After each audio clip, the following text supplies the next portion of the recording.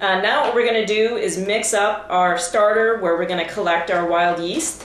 Now the wild yeast is kind of floating around all around us, so all we need to do is kind of create an environment where it can hang out and start to grow, and we can collect it that way.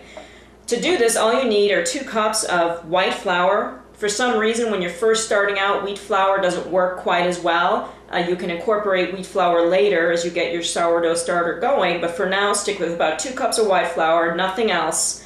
No salt, no sugar, no milk, no commercial yeast, just the flour. And then you want to add about 1.5 cups or 2 cups of warm water. Basically, I just took my kettle and stuck it on the burner for a couple minutes just to warm it up a little bit. Hot tap water would probably work just as well.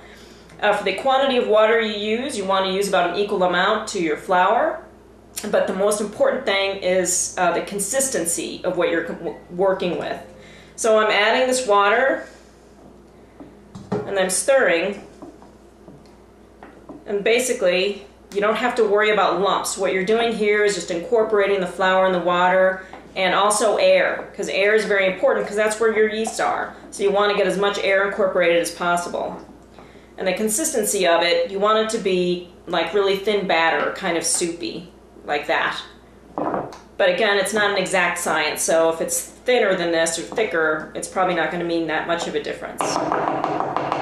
You don't have to worry about getting the lumps out. That's not a concern at this point. And right now, since it's winter time, I'm going to leave this bowl sit in a warmish spot just on top of my stove and keep an eye on it. In a couple hours, I'll stir it again. And then about 6 hours after that, I'll probably stir it again, maybe, if I think about it. And in about 24 hours, we'll start to see some bubbles forming, which is pretty exciting. And then we'll take that to the next step.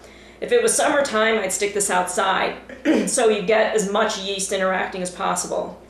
And in that case, I would cover it with a piece of muslin or a washcloth or something like that to keep the critters out. But for this, it's just going right on the stove.